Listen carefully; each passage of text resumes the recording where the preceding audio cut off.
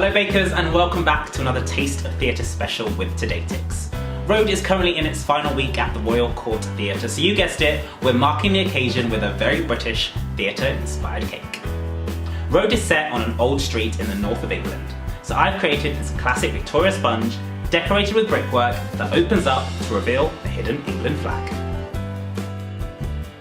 Rhode, originally written by Jim Cartwright in 1986, has been revived for its 30th anniversary by John Tiffany, who also directed Harry Potter and the Cursed Child. During the show, you're walking down a typical 1980s street and meeting the locals along the way, as well as hearing their story.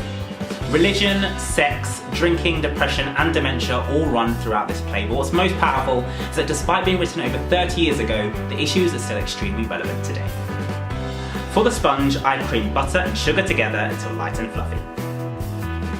Add in your eggs one at a time with a spoonful of flour when it begins to curdle.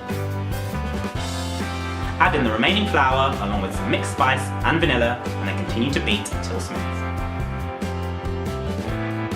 I've dyed a third of the batter red and then placed into a baking tray. You'll need a square for your white sponge and a rectangle of the same length for your red sponge. Bake in the oven at 180 degrees Celsius for 30 minutes. While the cakes are baking, let's talk about the cast. The majority of Rhode is performed in individual monologues, so you really get to tune in to the character's story. The cast do a phenomenal job of bringing these to life and they really resonate with the audience. For you Game of Thrones fans out there, Michelle Fairley, who plays Catelyn Stark, is also in the show and she does a brilliant job playing multiple key characters. While your cakes are cooling, you can make your buttercream by whisking together butter, icing sugar and vanilla until smooth. Level off your cakes and then slice the white sponges into 4 sections. You'll then need to slice your red sponge horizontally and then cut one half in half again. To assemble the flag, turn the white strip onto its side, smooth over a layer of buttercream and then place a small red strip on top. Follow this with another layer of buttercream and then your second white sponge. Repeat this process until you have 2 stacks. Place some buttercream onto a cake board and then lie one stack down. Pour some strawberry jam over the top, level it out and then place a larger red layer over that. Top with some more jam and then your next stack of cakes. Crumb coat the outside of the sponge with some buttercream and then chill in the fridge for an hour. Once set, add another layer of buttercream on top and then return to the fridge. Before we start decorating, I should probably explain the set. The brickwork is inspired by the stage, which is made to look like a typical street.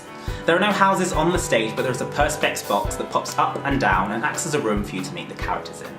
It's a very simple but very effective way for you not to get distracted and really be able to focus on each character's story.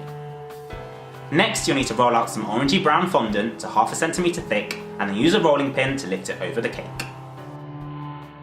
Smooth down the top and sides and then trim off any excess. You'll then want to take a hard straw or cake dowel and make your brick pattern along the side. Now the only thing more British than a Victoria sponge cake is custard creams, so I've crumbled these up and put these into a buttercream to make a textured cement. Pipe the cement into the grooves and then use a skewer to push it in. Finally, we're making our ambiguous road sign by cutting out a stencil of black fondant. You'll then need to cut out the letters R-O-A-D. Next, trim down your stencil and then use it to cut out some white fondant. Stick the white on top of the black fondant to give it a nice border and then add your letters on top. Place your sign on top of the cake and you're done! It's time to hit the road with your theatre-inspired Victoria sponge cake. So there you have it. I hope you enjoyed this Rhode-inspired cake. If you've seen the show, let me know in the comments down below what you thought. And if you want to see some more theatre-inspired treats, make sure you subscribe, and I'll see you next time.